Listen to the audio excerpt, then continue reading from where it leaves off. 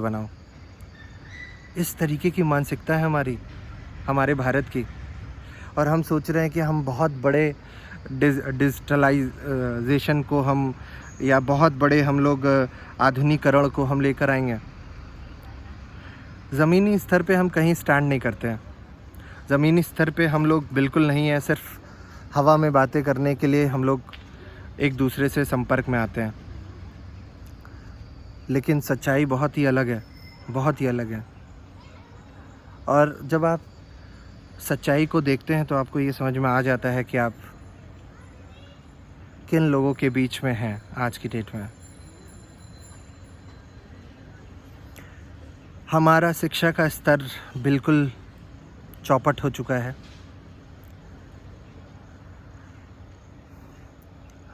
हमारा कानून व्यवस्था तो बिल्कुल ही, मैंने जब उस व्यक्ति के बारे में पढ़ा तो उसने एक चीज़ बताई अपने लेख में, और वो जेल में भी रह कर सिर्फ लिख रहा था। उसने करीबन 3 महीने के अंदर 4-5 कॉपियाँ भर डाली होंगी उसने। पूरे मतलब किताबों 300 पन्ने अगर आप जोड़ लें तो उसने 4-5 किताबें बना डाली। और उसने बताया कि जब वो जेल में था तो उस जेल में ऐसे 95% लोग हैं जो कन्विक्टेड ही नहीं है, जो अक्यूज़ड ही नहीं है। वो 3 साल से बंद हैं। उनको यही नहीं पता है मेरे ऊपर कौन सी आईपीसी की धारा लगी है, कि सीआरपीसी की लगी है या सीपीसी की लगी है। हमारी कानून व्यवस्था 1860 की बनी हुई है, जो अंग्रेज़ द्वारा बनाई गई थी, और हम उसे बदलना ही नहीं चाहते हैं। हमारे जज, मैं आपको एक जुडिशरी की बात बताता हूँ। आज की डेट में 90% जो बड़े डॉक्टर्स हैं, जजेस हैं या बड़े आईएएस पीसीएस हैं, इनके बच्चे इंडिया में नहीं पढ़ते हैं। 90% सब बाहर पढ़ते हैं, फॉरेन कंट्रीज़ में पढ़ते हैं।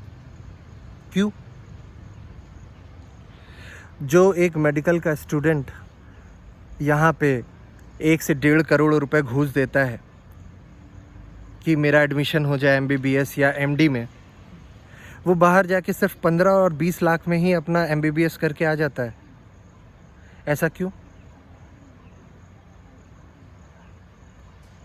क्योंकि हमारे वहाँ हरामखोरी चल रही है। हम एक ऐसे समाज में आ गए हैं जिसमें सिर्फ लोग पैसे के बारे में सोचते हैं और कुछ नहीं। सिर्फ वो ये सोचते हैं कि हम किस तरीके से अपने घर का कूड़ा सड़क पे डाल दें। अब सड़क का कूड़ा कैसे साफ़ होगा उनको इससे मतलब नहीं है, बस अपने घर का कूड़ा साफ़ होना चाहिए। और मैं दावे के साथ कह सकता हूँ कि ये धीरे धीरे जो लोग ये सोचते हैं कि ये परेशानियाँ हमें नहीं झेलनी पड़ेंगी, तो मैं उनको ये बात बताना चाहता हूँ कि ये सबसे पहले वही झेलेंगे। और